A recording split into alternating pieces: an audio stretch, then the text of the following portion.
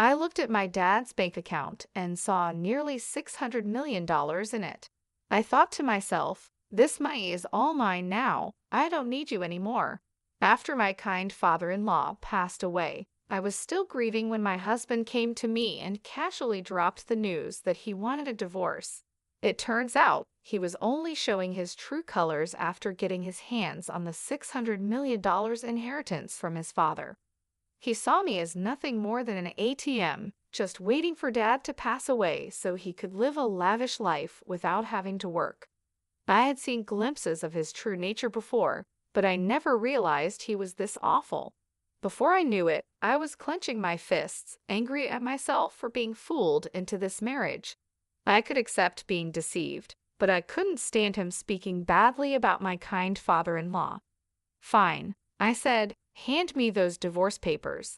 I snatched the papers from my husband, signed them quickly, and threw them back at him. All right, the rest is up to you, I told him. Yeah, leave it to me, he replied, smugly. He offered to send my belongings, and I walked past him, out of the living room, and left the house. I knew my husband would regret divorcing me. Sure enough, he called me later, panicking when I explained that the $600 million was just a fantasy. My name is Mary, I'm 45 years old, and I work in sales. My husband John is also 45, and he used to work in sales, but now stays at home. There's a story behind him becoming a homemaker, but to explain that, I should start with my first husband. This is my second marriage. My first husband died in a work accident 5 years ago, leaving me a widow. Between life insurance and severance pay, I received about $600,000. Since my first marriage happened later in my 33s, we didn't have any children. I inherited the money along with my ex-in-laws, but they told me, we're almost 82 years old and don't have much time left, so we don't need it.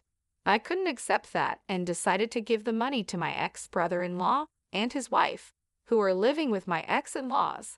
However, they also said, we don't need much since it was my brother's money.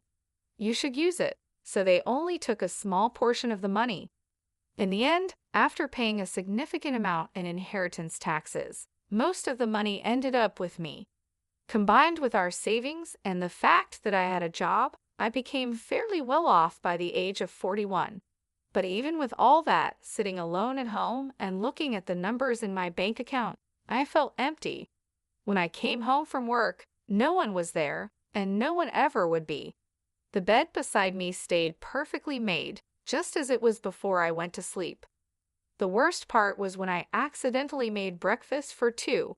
As I took a bite of the second piece of toast, I thought, this must be what it feels like to have a hole in your heart. I really wanted to take some time off, but I had to keep working, so I went back to my job with this emptiness inside me, constantly feeling a sense of void. I desperately wanted someone, anyone, to listen to me, and that someone turned out to be my current husband. When I told him about my husband passing away and how I had to take some time off because of it, he said, I'm sorry for any inconvenience. I quickly replied, No, it was no inconvenience at all. Besides, your husband was a lucky man to have someone who cared for him so much. I'm sure he was very happy. He then shared a bit about himself, saying, As for me, I'm terrible at relationships. Even when I do date someone, I get dumped quickly. I know it's because of my careless personality, but it seems hard to change who you are. My husband and I were business acquaintances before we got to know each other better. I knew he was a cheerful person, so when I visited his company, I ended up telling him everything. Normally, anyone would find such a dark and heavy story off-putting, but he listened quietly and then cheered me up with some light-hearted jokes. His words and smile seemed to fill a bit of the hole in my heart. He continued to listen to my stories, and we started meeting outside of work. One day, while we were talking, I accidentally dropped a receipt, and he jokingly said, Wow, my wallet is twice as thick with coins. You dropped a receipt, and we both laughed. I need to organize it, but it's such a hassle. When he tried to pay at a store, receipts started falling out as he pulled out some cash. I picked up the receipts and handed them back to him, and he stuffed them back into his wallet, complaining about the coins. It seemed like the receipts were also making his wallet bulky. "You're like a kid, John," I teased. "What? I'm 45, you know," he replied. Just as he said, he was a bit careless, but watching him, I felt the hole in my heart slowly start to close. We kept meeting privately, and a year later, he told me he had feelings for me. It had only been a year since my previous husband passed away, so I was torn, but I felt like my late husband was telling me, "Don't stay stuck, move forward." So I decided to start dating John. People around us had their opinions, but making that important decision helped me begin to heal. However, just a month later, John gave me an even bigger concern and asked me to make an incredibly important decision. Shouldn't we get married? Given our age, it's better to decide sooner rather than later. This time, I couldn't hear my late husband's voice guiding me. It felt like he was telling me to trust my own intuition and keep moving forward, so I decided to marry John. "Okay, let's get married," I said, surprising even myself with how quickly I made that decision. It was likely John's personality rubbing off on me. I started to think that a bit of carelessness wasn't so bad if it made me more positive. At the same time, I learned from John that too much carelessness could be problematic. "Wait, live with your dad?" I asked. "Yeah, just recently, he got sick and needs help with daily living. He kept working past 73, thinking he was still young, and now this happened." "What about your mom? Is she helping him?" "Huh, didn't I mention it? My mom's not around. My parents divorced when I was young, and I haven't seen her since. This is the first I'm hearing of it. Sorry, don't be mad, but it's a heavy topic to bring up when we weren't sure about getting married yet, right? I figured I'd tell you later. Even if you put off talking about living together, you could have told me about your parents. I would have known that living together might be an option." "Well, let's not sweat the small stuff. Just meet my dad and then decide if you're okay with living together. And if I say I can't live with him, we'll figure it out then," John said with a smile, but I couldn't smile back. "I'm not planning to say I don't want to marry you just because I don't want to live together. I just wish he had told me the important things earlier. I thought being careless wasn't so bad, but now I see it's not a good thing after all." In the end, I agreed to meet his father, as John suggested. Then I began to understand what he meant by small stuff. "Your house is pretty big," I said. "Just a bit. It's just me and Dad, so we have some extra rooms. If you move in, you can use any of the spare rooms," John replied. I was about to meet his dad for the first time, so I was a little nervous. Ignoring my feelings, John opened the gate and walked towards the front door. His house was 3 stories high, slightly bigger than the neighboring houses. Living there with just the two of them seemed quite luxurious. That's what I thought, but John seemed dissatisfied. "Dad's so stingy.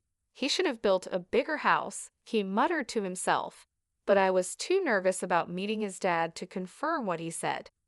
"Dad, I brought her. This is Mary," John said. "Nice to meet you," I said.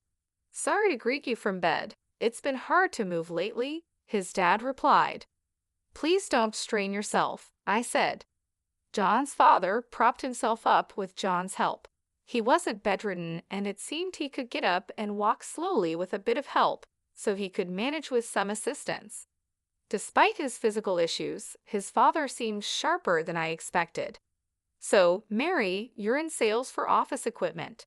With the move to paperless offices, selling the hardware must be getting tougher, right?" his dad asked. "Yes, industry-wide, equipment sales have been declining for about 11 years, so everyone is focusing on new services or business expansion," I replied. "Considering that the domestic market for the equipment is almost saturated, you need to look at countries where there's still demand for new services. IT integration might be the way to go.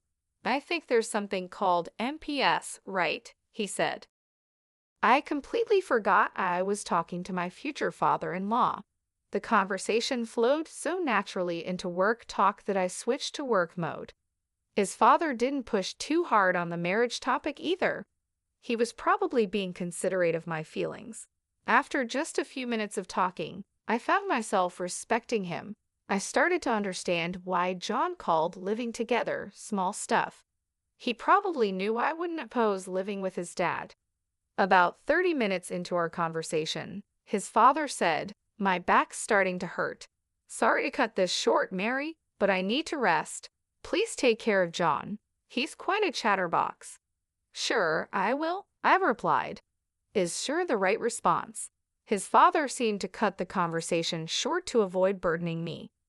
I wanted to talk more, but I didn't want to tire him out. Feeling a bit disappointed, I left with John.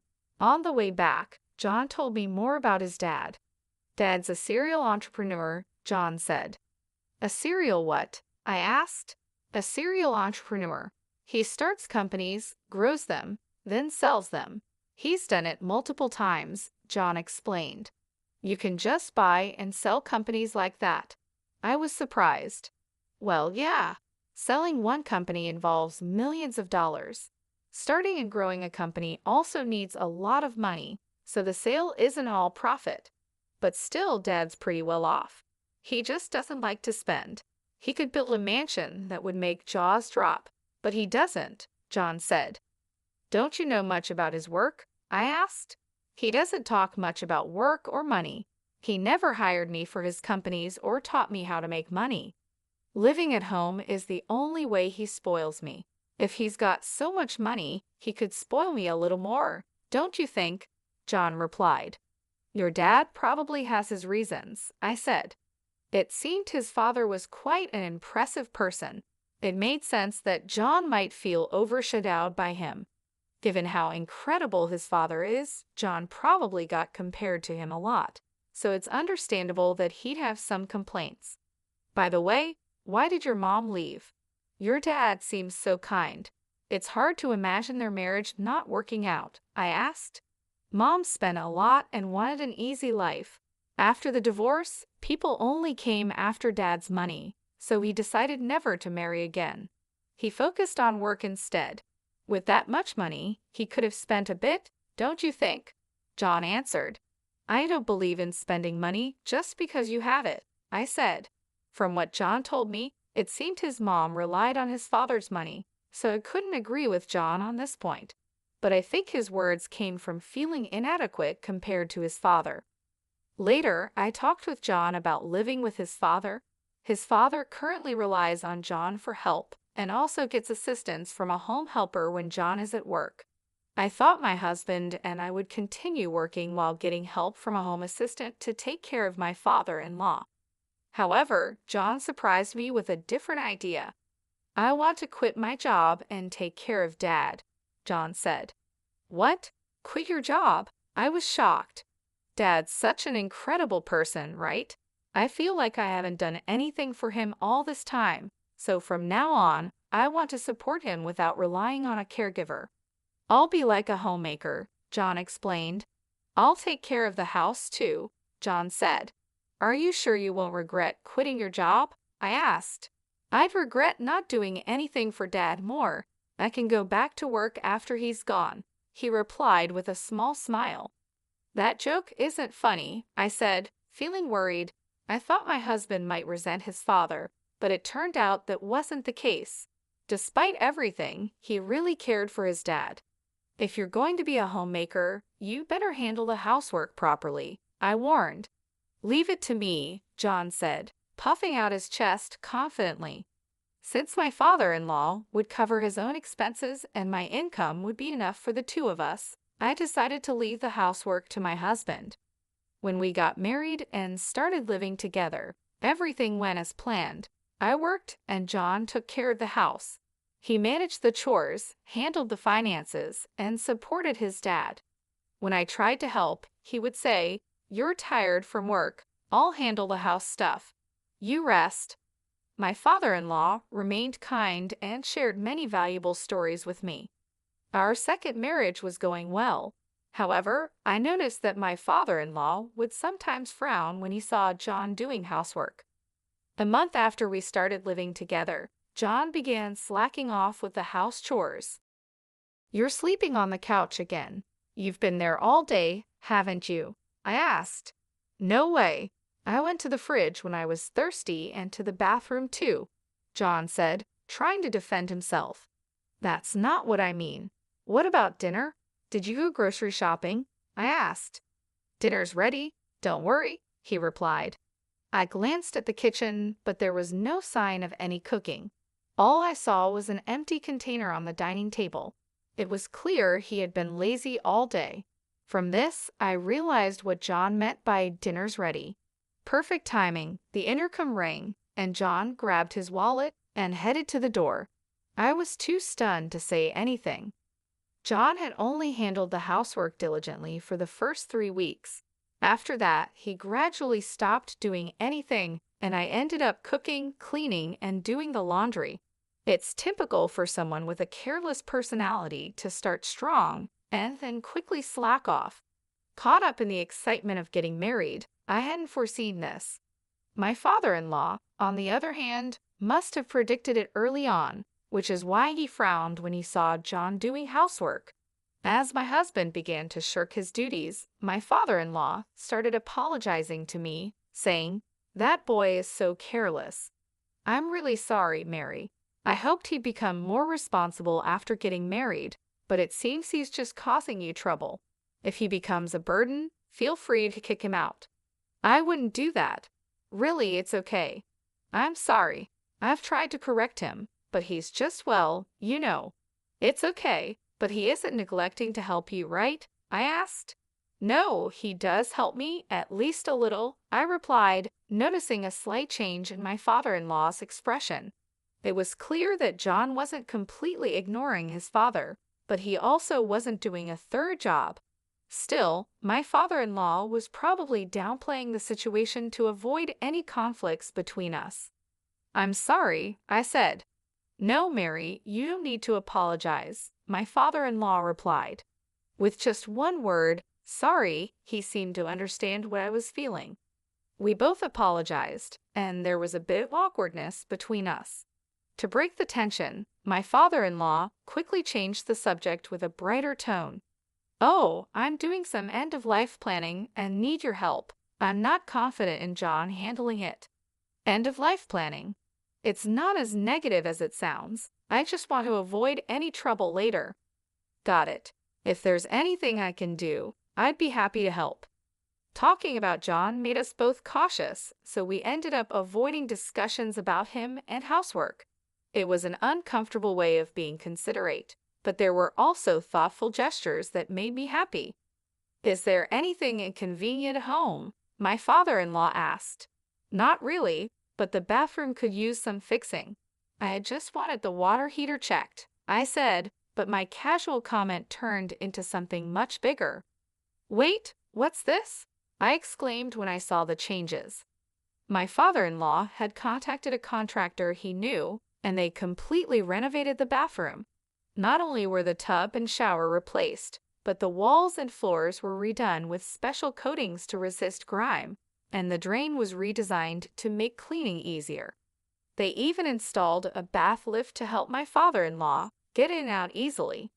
"Now I can enjoy a nice clean bath, and it's easier for me to get in and out," he said. It was an extravagant use of money, and this happened a few times where a small request turned into a huge upgrade. I learned not to ask my father-in-law for small favors lightly, yet my husband still called him stingy. I couldn't understand how John could see it that way, given how generously his father spent money. Out of curiosity, I asked my father-in-law about his most extravagant spending. "What's the most luxurious thing you've ever done?" I asked. "I started a seafood company in Germany, built the office and the factory from scratch. That cost a fortune." "A company in Germany? That's impressive, but it was work, right?" "Well, yes and no. I did it because I wanted to, so it was more like a hobby." "Why seafood in Germany? Was it because it was profitable?" "No, I had no knowledge or connections and didn't think about profits. Germany exports a lot of seafood, and we import a lot of it. I love seafood, so I thought I could make money and eat all the food I wanted, he said, looking happier than I'd ever seen him. He must have really enjoyed that time, but if he just wanted seafood, he could have bought as much as he wanted. Starting a company overseas seemed extravagant. Do all successful people think this way? It's a world far beyond the understanding of an ordinary person like me. It made me realize that my father-in-law wasn't stingy. He was just careful about when and where to spend money. My husband just didn't understand that. One day, my husband burst into David's room and vented his frustration at both of us. You listened to Mary's requests, but not mine. Are you talking about the bathroom? You use it too, right? And since cleaning is easier now, it's a big help to you as a homemaker, right? Mary gets to enjoy a nice bathroom, and it's convenient for me too. No one loses here, David replied calmly. My husband clicked his tongue loudly and stormed out, slamming the door behind him. I'm really sorry, I said. It's fine, but why don't you listen to your son's requests? I asked. He's like his mother. When he has money, he spends it without thinking. Even with a lot of money, you need to understand its value and how to use it wisely. I've tried teaching him that many times, but he's still the same, David said, his expression turning somber. Since that day, my husband had become even more neglectful. Not only did he stop doing anything around the house, but he started causing unnecessary trouble. Whose motorcycle is that outside? Did you buy it? No one else's motorcycle would be here. I yelled at my husband as soon as I got home from work, but he just polished an expensive-looking golf club in the living room without even looking at me. My husband had stopped doing housework and started buying whatever he wanted. I wouldn't complain if he was spending his own money, but he was using my bank account without permission. You get your requests granted by Dad. Let me have a bit of luxury too, he said, trying to justify his actions. He had been diligent as a homemaker at first, and I hadn't seen this lazy side of him before we got married. It seemed he had been hiding his true self before marriage. I was completely fooled. When we got married, I told my husband, if my salary isn't enough for our living expenses, feel free to use the money in my account. I took back my bank book so he couldn't use the money without my permission. When I checked it, I saw he had spent around $50,000 in just 3 weeks. It was an expensive lesson that I couldn't trust him. Naturally, I thought about divorcing him, but I didn't want to leave my father-in-law in his care, so I erased divorce from my list of options. My husband seemed to sense that I wouldn't divorce him and became even more arrogant. Hey, can't you come home earlier? I've been waiting for dinner all this time, he complained, treating the living room sofa like his personal nest and hardly moving from there. Of course, he did no housework at all. What does being a homemaker mean? I was starting to lose my understanding of it. He had said he didn't want to rely on a home assistant and wanted to be a good son, but he ended up hiring a caregiver again. Honestly, this made me feel better knowing my father-in-law wasn't left to my lazy husband. I decided to avoid my husband as much as possible, thinking, let sleeping dogs lie. With this mindset, the year flew by quickly. Then a significant event happened for both me and my husband. Thank you for everything. My father-in-law passed away just before turning 81. The time I spent with him was short but incredibly meaningful to me. It felt like we had spent 11 years together. Even after the funeral, I couldn't pull myself together and felt a deep void in my heart. As I sat in the living room, lost in emptiness, my husband walked in with a cheerful expression. Hey, let's get divorced. What? That single word snapped me out of my daze. He was waving the divorce papers in my face. It wasn't a misunderstanding or a joke. I found Dad's bank account. Guess how much is in it? Nearly $600 million, so this money is all mine. You're no longer needed, ATM. When Dad collapsed a year ago, I didn't want to deal with taking care of him, so I looked for a wife. I figured you'd be an easy catch since you were grieving the loss of your previous husband. I see, so that's why you were in such a hurry to get married. That's part of it, but then I changed my strategy. You inherited money from your late husband, right? You never talked about it, but I figured his retirement and insurance would be substantial. I took care of Dad while you acted as the ATM until he passed away. It was easier than working. Now that Dad's gone, I'm set for a lavish life with his inheritance. Do you think you can get away with this? I asked, feeling the anger rising. Of course, I'm his son, so it's only natural I inherit his wealth. He worked until he collapsed, and I thought he'd live until 87, but he died sooner than expected, so I'm lucky, he replied smugly. I realized I was clenching my fists. It was my fault for being tricked into marrying him, and I could accept that. But I couldn't forgive him for speaking so badly about my kind father-in-law. I was ready to punch him, not caring about the trouble it might cause later. But then I felt like I heard my father-in-law's voice saying, "Stay calm." Right? There was no need to do anything rash. Are you sure about this? All right, give me the divorce papers, I said. I snatched the papers from my husband, signed them on the spot, and handed them back. Thanks for making this easy. I'll file these tomorrow. You can take all our savings. I've got $600 million, so take as much of that petty cash as you want, he said, clearly gloating. Okay then. Yeah, leave it to me. I'll file the papers and send you your stuff if you want, I replied, walking past him and out of the house. As I left, my anger started to fade, and I felt a wave of laughter rising. My husband would soon regret divorcing me. That $600 million was just a pipe dream. A few days later, while staying at a hotel and looking for a new place to live, my ex-husband called. Hey, what the hell did you do? He yelled. I instinctively pulled the phone away from my ear as he started shouting. He seemed confused, so I needed to explain what was happening. I can guess what happened, but why don't you tell me? I asked calmly. When I tried to withdraw money from Dad's account, they said this money can't be withdrawn. What's going on? There should be $600 million in there, he said, his voice full of frustration. Looks like you didn't know. Since your dad didn't spoil you, you never took an interest in his affairs, right? And he never discussed his work with you, I explained. Stop with the riddles. There's money, right? He demanded. Yes, there's $600 million, but it's collateral, so you can't touch it, I replied. Collateral? He asked, his voice shaking. That's right. The money is in the account, but it's untouchable, like a pie in the sky. Also, that money is about to be used to pay off debts, so it'll be gone soon, I explained. You're kidding.